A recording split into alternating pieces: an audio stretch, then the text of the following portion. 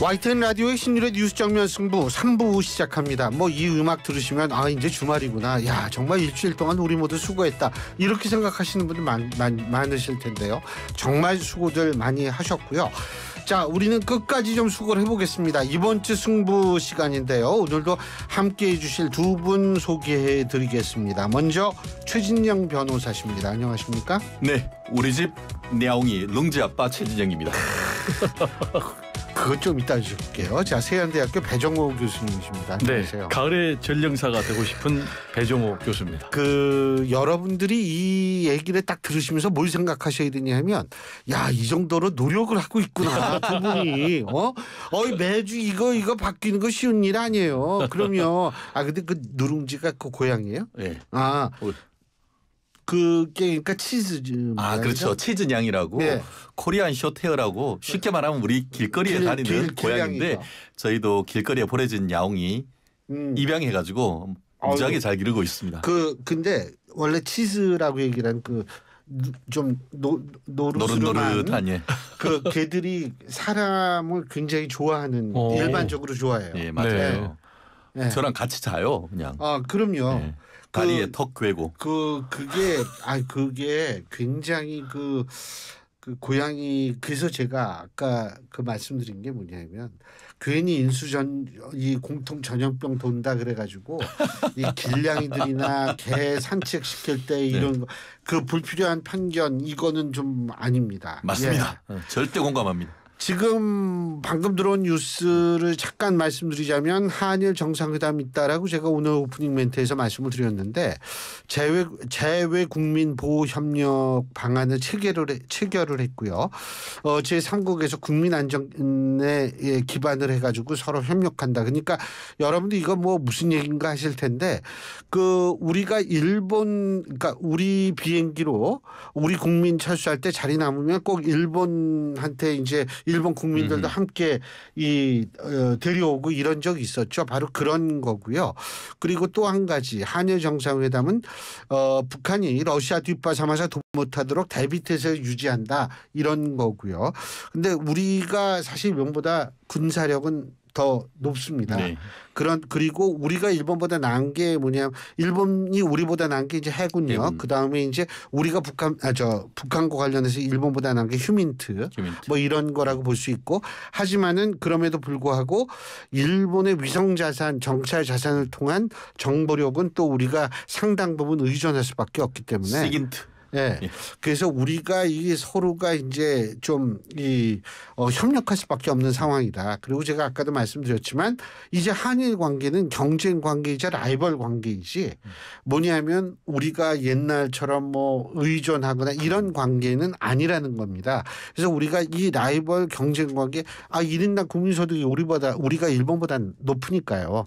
이런 것들을 우리가 어떻게 또 잘 좀 우리의 이익에 맞게 발전시키느냐, 이런 부분에 어떤 그런 거라고 말씀을 드릴 수가 있을 겁니다. 자, 최진영 변호사님 승자. 오늘 으실으실하지 승자. 네. 검찰입니다. 검찰. 네, 지난 정부 정말 악마화했던 검찰, 다 타도의 대상이던 검찰이 길을 찾았습니다. 한마디로 검수완박해서 수사권 다 빼앗아 버리고, 그리고 피의자 신문 조서도 법원에 와서 부동의 해버리면은 거의 쓰레기가 돼버렸었죠. 그랬는데 이번에 문재인 전 대통령의 전 대통령의 전 사위 이 이스타젯 채용 관련 뇌물 의혹과 관련해 가지고 방법을 찾은 것 같습니다. 우리 수사안에 검찰청 포토라인에 세울 필요가 없어. 방법이 있다.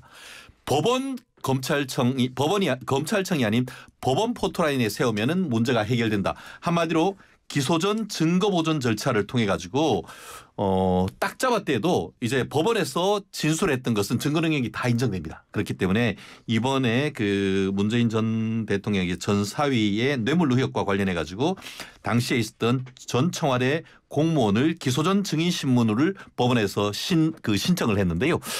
다가오는 9월 9일 날 이 전 공무원이 법원에 와서 증언을 하는 건데, 형식적으로는 법원의 재판이지만 실질적으로는 수사를 받는 것이죠. 예를 들어서 그런 방식이 흔한 겁니까? 그렇게 흔하지가 않는 거죠. 예. 오죽했으면 이렇게 하겠습니까? 이 대표적인 케이스가 저거 아니겠습니까? 수원지검에서 이화영 경기지사가 분명히 수사를 받을 때는 와가지고 이거 다 이재명 당시 경기지사한테 다 보고했다고 술술 불었습니다. 그랬다가 나중에 싹 바꿔버렸지 않습니까? 그런데 그때 수원지검이 얼른 이화영 부지사를 수원지방법원으로 모시고 가서 거기에서 이와 같은 증거 보존 절차를 통한 증인신문을 해서 증인신문 조서를 받고 그때 이재명 그 대표를 반대 신문하도록 했다고 하면은 그거 아무리 부동해도 다 인정됩니다.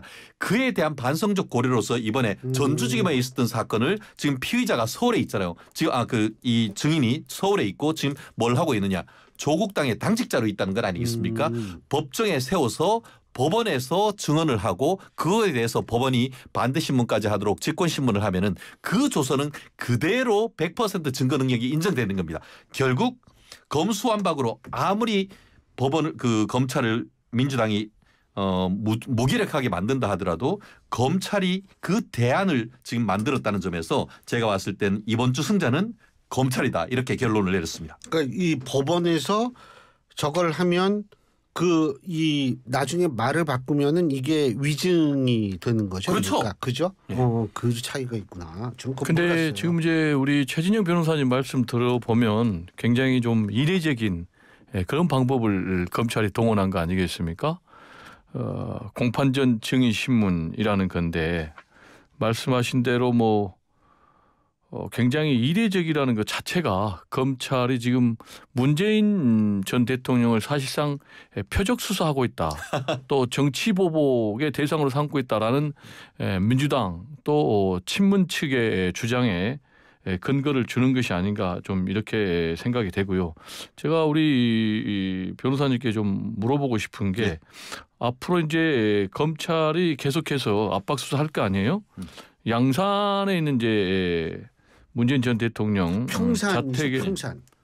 네, 평산. 양산의 평산마을. 양산의 네네. 평산. 예, 거기 이제 압수수색도 할 것이고 또 문재인 전 대통령에 압수수색을 대해서도 한다라고 얘기를 했습니다. 아니 이거는 전망입니다. 네. 누가 전망하고 있냐면 이제 청와대 정무비서관 했던 김한규 의원이 인터뷰에서 얘기를 하고 그러니까 있어요. 그건 아직 검찰에서 확증된 건 아니죠. 네네 제가 그렇게 지금 얘기를 하고 있습니다. 그리고 문재인 전 대통령도 이제 소환할 것으로 그렇게 전망이 되고 있는데 이렇게까지 할 필요가 있는지 좀 의문이 듭니다. 그래서 그 부분에 대해서 제가 여쭤보는 거예요. 그걸 그렇기 때문에 그러면은 그냥 내주시면 됩니다. 강제 수사할 거 없이 임의로 필요한 거 내드리면 되는 겁니다. 뭘 내줘요? 결국은 지금 그 문재인 전 대통령의 따님 문다혜 씨의 집, 사무실 그리고 제주도에 있는 별장까지도 지금 압수수색을 했다라고 나오는데요. 압수수색했잖아요. 예, 그렇게 하고 나왔는 증거를 일단 분석을 할 겁니다. 그리고 그 외에 저는 아까 말씀드린 것처럼 이상직 전 의원 중기공 위원장을 채용하는 과정에서 어떤 일이 있었는지에 대해서 지금 현재 조국당의 당직자로 있는 사람이 검찰에 나가가지고는 지금 진술 거부권을 행사했다라고 얘기를 하는데 그 사람을 지금 남부지방법원에 기소전 증인신문을 한단 말이에요. 결국 뭐냐면은 예전에도 그러잖아요. 그 조국 의원이죠. 조국 의원이 옛날에 검찰에는 형사소송법에 의해서 진술 거부합니다. 다 저는 법원에 가서 다 밝힐 겁니다. 그래서 이번에 뭐였냐. 검찰은 그래 좋다. 검찰에서는 진술 거부권을 하고 법원에 밝힌다고 했으니까 그럼 법원에 가서 진술하라 이렇게 된 거예요. 예. 그렇기 때문에 이렇게 해서 다른 증거가 나오고 했다고 하면은 필요하면은 박근혜 전 대통령에 대해서는 압수수색 안 했습니까? 구속해가지고 4년 5년 구속시켰습니다. 결국 이 부분과 관련해가지고 이재명 대표 2018년 1월에 뭐라고 썼냐. 권력을 이용해 공동체를 파괴하고 법 질서를 어기며 사익을 취한 자들에 대한 단죄가 정치 보복이라고 하면은 그런 정치 보복은 끊임없이 초고강도로 계속되어야 한다라고 했습니다. 제가 그거를 그때는 정치 보복이 아니고 지금 정치 보복입니까? 자, 지금 좀 바로 잡아야 될 게 제주도 별장이라고 말씀하셨는데 지금 그 별장 여부에 대해서는 굉장히 이견이 많다는 거를 말씀을 드립니다. 일단 알겠습니다. 시골 농가에다가 이 문재인 전 대통령의 딸이 에어비앤비 뭐 이런 용으로 그걸 했다 뭐 이런 얘기가 있기 때문에 그 부분은 아직은 우리가 별장이라는 그 호칭을 쓰기는 좀 그렇다. 제가 팩트만 하나 말씀드릴게요. 저희가 그것이 결국 예전에 그 문재인 전 대통령의 멘토라고 할 수 있는 송긴 신부님. 예전에 그 과거사 그 위원회 위원장 장관급 위원장님이 장관급이기 때문에 본인이 취임할 때 재산 신고를 했습니다. 그런데 재산 신고를 할 때에 양산에 있는 땅은 소유자가 캐톨릭 그 부산 교구라고 명확하게 썼습니다. 그런데 지금 문제가 되고 있는 이 그 제주 협재해수욕장 앞에 있는 그 시설은 누구 소유라고는 안 밝히고 용도를 피정 및 하계 휴양지라 이렇게 썼습니다. 그런데 본인은 땅이 하나도 재산이 하나도 없다고 했거든요. 그런데 왜 그렇다고 하면 뭘 밝히면 되냐 하면은 그것이 캐톨릭 소유라고 한다고 하면은 이번에 3억 8천만 원에 지금 매매를 했으면은 그 돈이 개인을 가졌는지 아니면 그 돈이 캐톨릭으로 들어갔는지 그것만 밝혀주면 되는 겁니다. 지금 뭐 복잡하게 할 것도 없어요. 분명히 본인이 재산 신고할 때에 피정 및 하계 수용 용도로 썼고 그렇다고 하면은 알겠습니다. 그것이 소유가 누구인지에 대해서는 그 돈의 출처 밝히면 되는 겁니다. 자 그리고 잠깐만요. 하실 말씀이 있잖아요. 그거 하고 역시 승자를 말씀해 주셔야 됩니다. 시간 관계에서 말씀하세요. 좀 프로그램의 공정성 또 그리고 시청자들을 위해서 균형 잡히게 좀 시간을 썼으면 좋겠고요.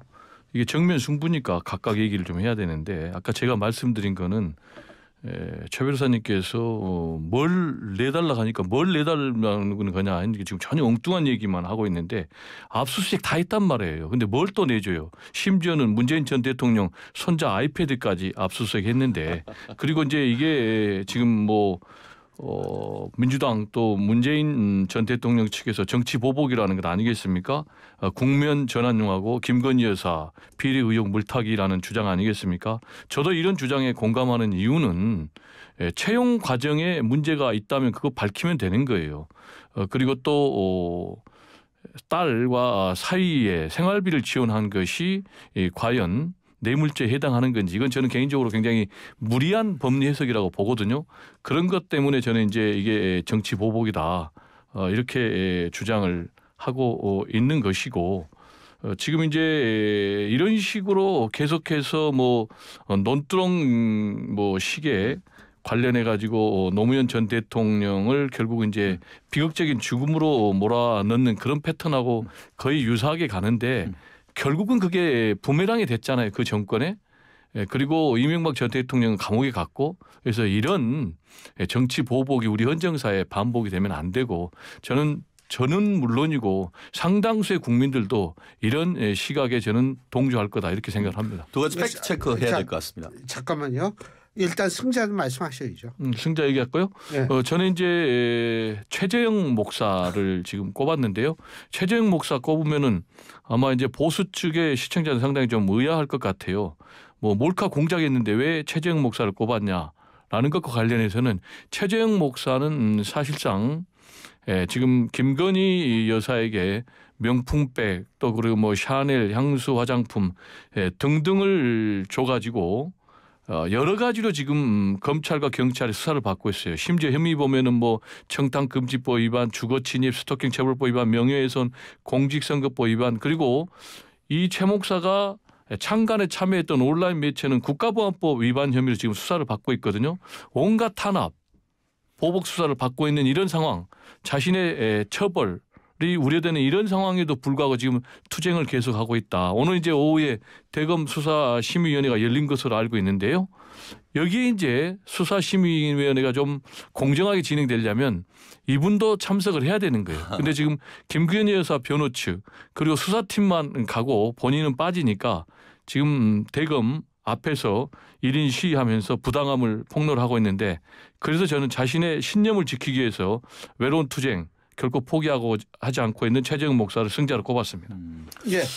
아까 얘기한 것처럼 논두렁 시계, 논두렁은 가짜지만 시계 받은 것은 팩트다. 그리고 아까 손자 아이패드까지 그 압수수색했다. 그거 가짜 뉴스라고 지금 검찰이 밝혔습니다. 그것도 그렇기 때문에 상대 측에서는 가짜 뉴스라고 안에 목록이 있는 거예요. 그거 목록이 일방적인 있는지. 얘기예요. 그렇기 때문에 압수수색 그건 목록에 앞으로 있는 거예요. 예, 검찰이 가짜 뉴스라는 취지로 밝혔다는 점 아니 밝히고 그렇게 검찰 이제 주장만 다시, 일방 예, 너너너 다시 압수수색 한번 목록에 나온 얘기예요. 제가 말씀드리는 거는 아니 그러니까 한번 팩트를 가지고 얘기를 해야죠. 압수수색하는데 참여라도 한번 해본 적 아니 있습니까? 그러면 압수수색 목록을 가지고 아니, 얘기하지 거꾸로 뭘 이렇게 가지고 얘기할 얘기를 수가 해요. 있어요. 그렇게 얘기하면 안 압수수색하는데 돼요. 그것이 아니 검찰은 이렇게 주장한다라고 얘기를 하지만 그거를 팩트로 단언하면 안 되죠. 알겠습니다. 거긴 넘어가고 지금 최재형 목사가 지금 승자라고 얘기를 했는데 거꾸로 이렇게 얘기해 봅시다.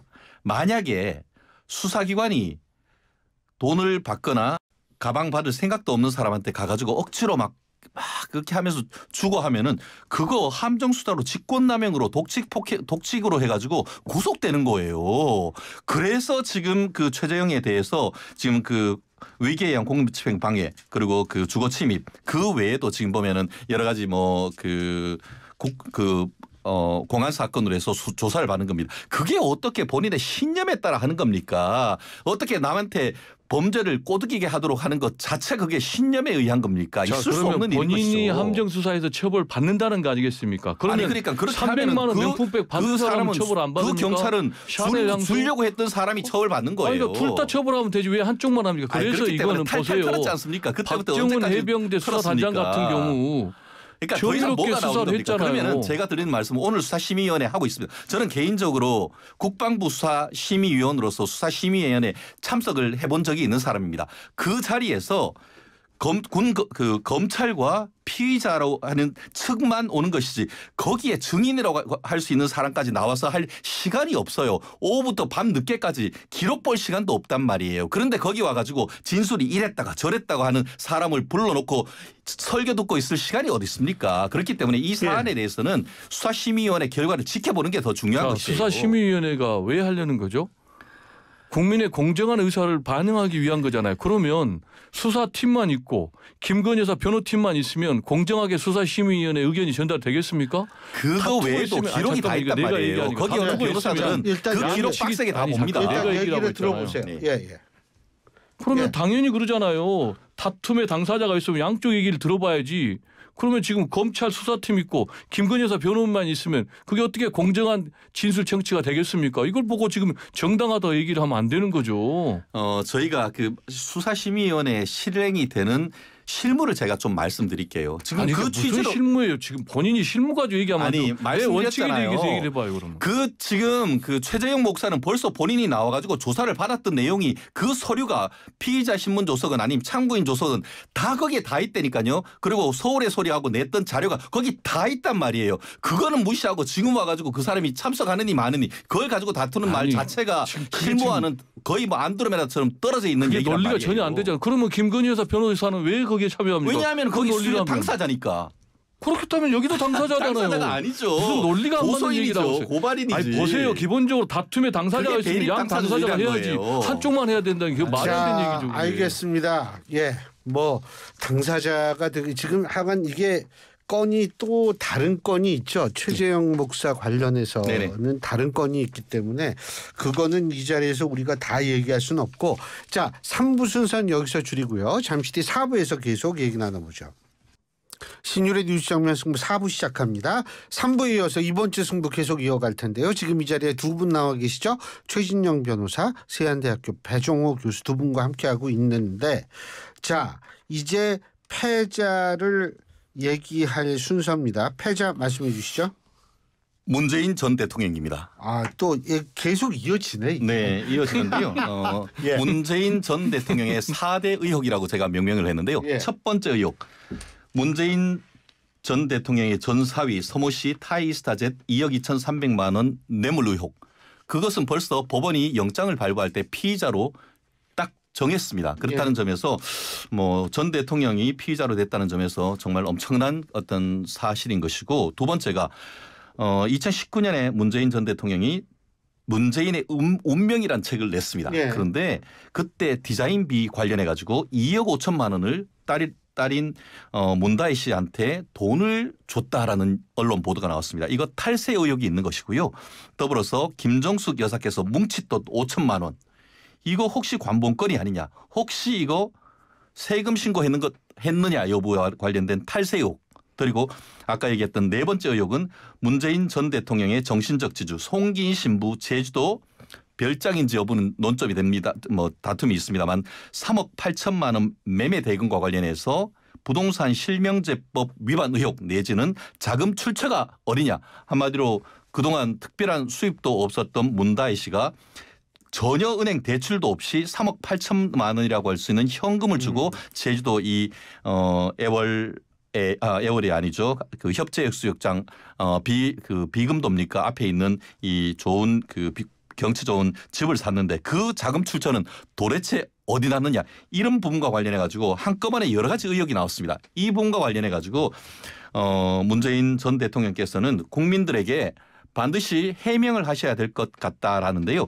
제가 다른 것 말고 문재인의 운명과 관련해서 디자인비 2억 5천만 원 이것 관련해 가지고 제가 찾아봤더니만 2019년도에 한겨레 신문에서 기사가 나왔는데 그 당시에 그 인쇄로 그 출판사가 문재인 대통령께 1억 9천만 원을 지급했다는 것을 봤습니다. 그런데 그러면은 2억 5천만 원은 뭐죠? 보통 저도 책을 내봤습니다만 디자인비 해봤자 그거 200~300만 원도 안 됩니다. 그런데 무슨 피카소도 아니고 최근에 있는 무슨 뭐 팝 아티스트도 아닌데 어떻게 2억 원이나 줬고 5천만 원은 빌려줬다고 하는데 5천만 원 갚았는지 그리고 이자는 지급했는지 이 부분도 문재인 대통령 가족은 반드시 밝혀야 된다고 봅니다. 알겠습니다. 자, 말씀하시죠. 지금 우리 변호사님 말씀 들어보면 현재 문재인 전 대통령에 대한 수사는 딱 떨어진 표적 수사, 딱 떨어진 정치 보복이다라는 느낌이 팍 들어요. 왜냐? 먼저 얘기했잖아, 본인이. 첫 번째 뇌물 피의자로 영장에 기재된 엄청난 뭐 사실이다겠는데 그게 왜 엄청난지는 저하고 느낌이 저는 다른 것 같아요. 저는 왜 이게 엄청나냐? 전 대통령을 아까 제가 말씀드렸듯이 근거도 굉장히 빈약한 걸 가지고 이렇게 피의자 뭐 영장에 피의자로 기재할 정도로 이게 지금 검찰이 무리한 수사를 하고 있다라는 얘기를 좀 드리고요. 그다음에 지금 문다혜 씨가 디자인 관련해서 2억 5천 이거 탈세 혐의라고 그랬죠? 그죠? 그러면 탈세 혐의하고 문재인 전 대통령 뇌물하고 무슨 상관이 있죠? 이거는 시점도요. 사위 취업 시기하고 전혀 달라요. 그다음에 뭉칫돈을 전달했다. 이 시점도 뭐 간 것도 그 사위 취업 시기하고는 전혀 달라요. 훨씬 몇 년 뒤에예요.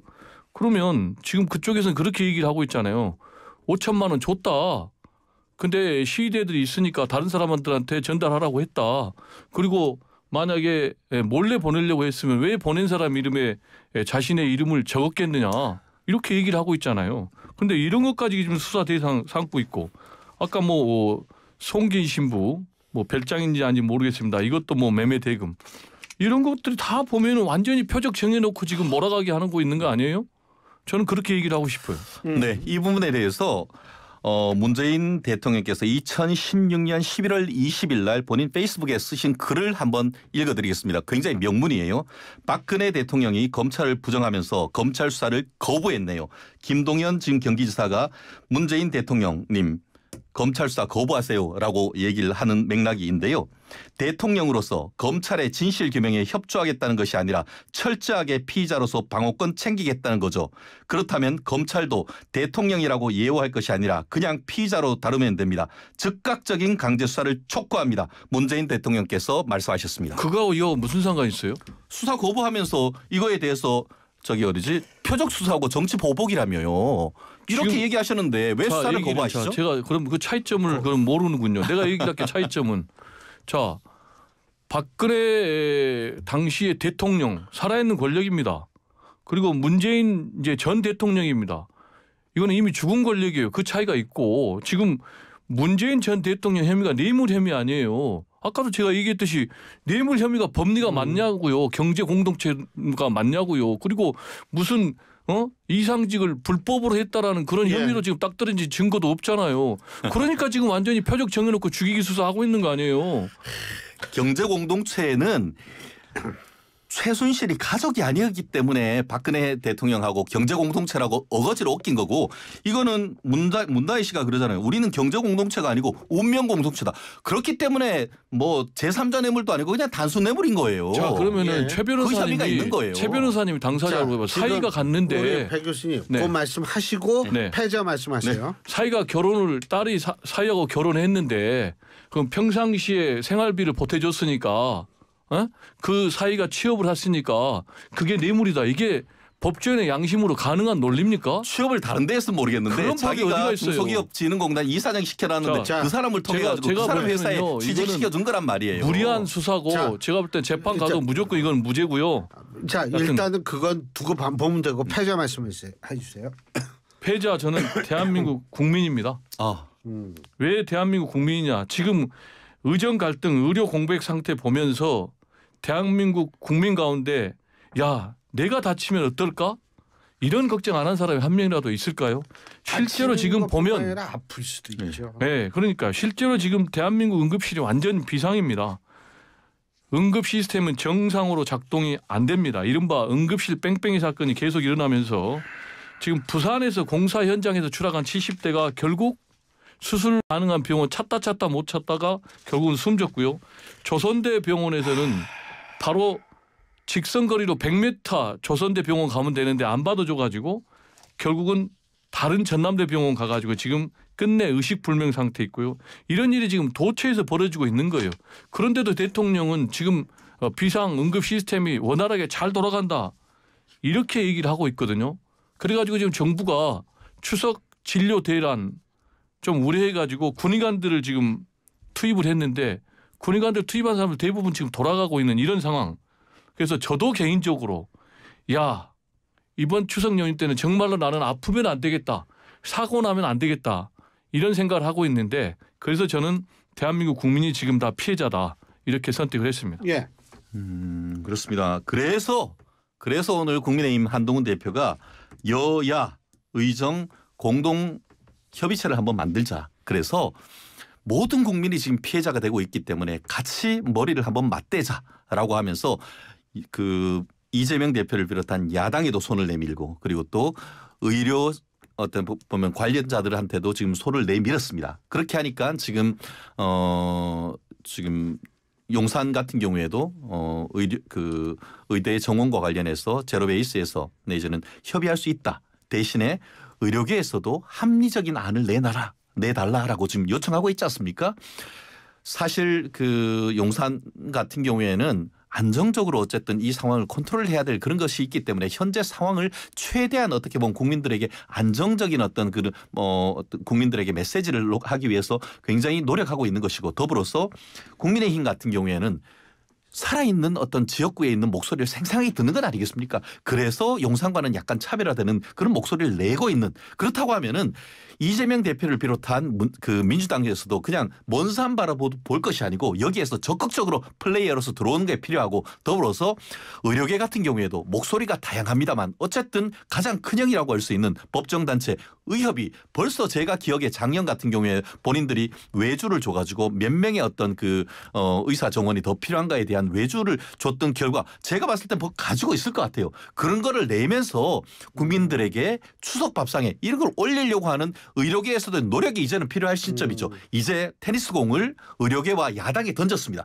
이제 답해야 될 시점은 답을 해야 되는 것은 민주당과 의료계라고 봅니다. 그래서 그것을 통해서 논의의 장을 만든다고 하면은 국민들이 승자가 될 수라고 봅니다. 일단 팩트가 좀 잘못됐는데요. 헐. 의료계하고 야당에 던진 게 아니고요. 의료계에 던진 거예요. 왜냐하면 여야 의정 비상협의체 만들자는 거는 제일 먼저 이재명 대표가 주장을 했어요. 빨리 만들으시죠. 영수회담 때부터 그리고 또 며칠 전에 박찬대 원내대표도 주장을 한 거예요. 네, 근데 일단은 야당이 받아들이겠다라고 얘기한 걸로 그러니까 알고 잠깐 있어요. 그 순서를 얘기해 줘. 그런데 지금 한동훈 대표가 계속해서 의대 정원 유예 문제 가지고 윤석열 대통령하고 갈등을 빚었잖아요. 이거는 잘한 거예요. 그리고 또 한동훈 대표가 여야 의정 비상협의체 제안 이거 한 건 잘한 거예요. 그리고 또 민주당이 바로 받은 거는 잘한 거예요. 근데 지금 팩트는 제가 말씀드린 이제 공은 민주당한테 넘어간 건 아니고 의료계에 넘어간 거예요. 네. 그러니까 저는 의료계가 이 안을 받아들여서 저는 빨리 국민들이 안심할 수 있는 그런 해결책을 마련했으면 좋겠고, 그리고 저는 여기서 주목해야 될 부분은 뭐냐면 윤석열 대통령과 용산 대통령실의 입장입니다. 그게 뭐냐? 여기서도 지금 입장을 선회를 했어요. 첫째, 2,000명 의대 증원하는 것 고집하지 않겠다. 둘째, 여야 의정 비상협의체 찬성한다라고 했거든요. 저는 이제 이런 생각을 윤석열 대통령이 왜 했는지는 모르겠어요. 아마 이대로 가면 정권이 붕괴된다라는 그런 위기감 때문에 저는 한 것 같은데, 그래도 잘한 거다. 그래서 이걸 계기로 앞으로 일방 독주하면 정말 큰일 난다. 실제로 갤럽 여론조사 보면 23% 지난주하고 똑같이 나타났는데 그거는 이거 굉장히 중요한 부분이 있어요. 갤럽 여론조사 보면 부정평가 1위로 의료 대란이 나왔거든요. 네. 그래서 이대로 가면 정권 유지가 어려운 상황인데 제가 볼 때는 용산 대통령실도 입장 선회한 거 잘했다. 이렇게 좀 얘기를 하고 지금 싶습니다. 말씀하신 한국갤럽조사는 9월 3일부터 5일까지 전국 18세 이상 1,001명을 대상으로 한 전화 면접 조사였고요. 자세한 내용은 중앙선거 여론조사 심의위원회 홈페이지를 참조하시면 됩니다. 네, 아셨어요? 아시겠어요? 제가 그래서 말씀 안 드리잖아요. 그런 거. 중요한 네. 정보를 드려야 되는 자, 거예요. 이거 한 가지만 짚고 넘어갑시다. 인요한 의원의 문자 논란 어떻게 보세요? 유감입니다. 유감입니다. 사실 그 법과 사실관계가를 두 갈래로 말씀드려야 되는데 사실관계와 관련해 가지고 지금 보면은 문자가 딱 찍혔지 않습니까? 두 가지죠. 하나는 부탁하신 환자 이제 뭐 치료를 하고 있다라고 하니까 그거에 대해서 이제 인요한 그 의원께서 감사 이런 답을 했다는 그 점, 거기다가 뒤에 딱 봤더니만 이게 지우려고 했다는 점, 두 가지가 문제가 아닙니까? 그래서 하나는 부탁하신? 요 부탁이 뭐냐? 한마디로 저 뒤에 있던 사람을 인요한 의원이 야 이거 급하니까 앞으로 땡겨라고 부탁을 했느냐? 아니면은 지금 인요한 그 의원이 해명하는 것처럼 이미 수술을 하는데 이분이 인요한 그 의원 인근 그 가까운 분이 내가 아는 목사님인데 지금 조사를 수술을 해야 되는데 정말 특별히 좀 그 집도의한테 신경 써달라고 한번 전화 한번 해주세요라고 부탁을 해가지고 이거 좀 신경 써서 해달라라고 이렇게 의견을 전달했는지, 아니면은 아까 말씀드린 것처럼 이게 숫자 그 순서도 아닌데 뒷사람 끌어넣어 주는지, 이 두 개에 따라 다른데요. 지금 현재 김영란법이 어떻게 돼 있냐면은 국회의원을 비롯한 선출직 공무원이 민원인의 의견을 전달하는 식의 한 것은 문제가 안 됩니다. 한마디로 지금 그 집도해서 수술대에 있는 분한테 좀 잘 해달라, 그것은 사실은 문제가 안 된다는 것이죠. 그렇지만 뒤에 있는 사람을 앞으로 땡기는 식으로 만약에 그런 일이 있었다라고 하면은 이거는 지금 문제가 될 수도 있는 거기 때문에 사실관계 확인은 좀 더 필요할 것 같습니다. 네, 일단 두 가지가 중요한 것 같아요. 말씀하신 대로 일단 사실관계가 굉장히 중요하고 그것과 별개로 국민 정서도 중요할 것 같아요. 일단 사실관계와 관련해서는 변호사님이 말씀하신 대로 이 청탁이 예약을 땡겨가지고 수술을 해달라는 청탁인지, 아니면 이미 잡힌 사람을 자기 주장대로, 인유한 의원 주장대로 그냥 수술 잘해달라는 그런 부탁인지, 그거는 국민권익위의 조사 그리고 수사기관의 수사가 좀 들어가야 될 필요가 있을 것 같아요. 왜냐하면 뭐가 진실인지 모르니까. 그리고 실제로 순서를 바꿔가지고 했다면 이거는 김영란법 위반에 딱 떨어지게 걸리니까. 그리고 또 대학병원은 김영란법 적용 대상이거든요. 그래서 제가 볼 때는 최소한의 조사 그리고 수사가 있어야 될 것 같은데. 대학병원이지 아니지 그것도 모르는데. 네네. 아니 그런데 이제 여기 보면 그 문자를 보면은 제가 볼 때는 순서를 부탁한 것 같아요. 왜냐하면 이렇게 돼 있어요. 그 문자. 부탁한 환자 지금 수술 중, 조금 늦었으면 죽을 뻔, 이렇게 돼 있거든요. 그럼 부탁을 했는데 다 예약한 그런 뉘앙스는 전혀 아니거든요. 그래서 제가 볼 때는 이 부분은 반드시 최소한의 조사와 그리고 수사가 있어야 되고, 그것과 별개로 이거를 바라보는 국민들은 어떻게 생각할까. 야, 자기들은 백 쓰면 다 순서도 패스해가지고 하니까 의료 대란이 일어나도 전혀 걱정 안 하는 것보다, 이렇게 생각할 수밖에 없는데, 이 부분에 대해서는 인요한 의원이 좀 진중한 대국민 사과가 좀 있어야 될 것 같아요. 자, 알겠습니다. 승부처. 무료 개혁이죠, 뭐. 이게 계속 이어지네. 네, 예. 다 같은 좋습니다. 거고 지금 예. 교수님 말씀에 정말 저도 공감합니다. 법적으로 어떤 걸 떠나서 힘 있는 사람은 빽 써가지고 살고 힘 없는 사람은 죽어야 되냐 이런 거에 대한 국민적 감수성 굉장히 중요한 겁니다. 그래서 오늘 그 국민의힘 한동훈 대표 같은 경우에도 부적절한 것이 아니냐 해서 사안을 지켜보고 있다. 이런 답을 한 것으로 알고 있는데 이런 일이 반복되어서는 절대 있어서는 안 된다라는 것에 대해서 100% 공감합니다. 오케이. 자, 승부처. 승부처. 저는 국회로 넘어간 정부의 연금 개혁안입니다.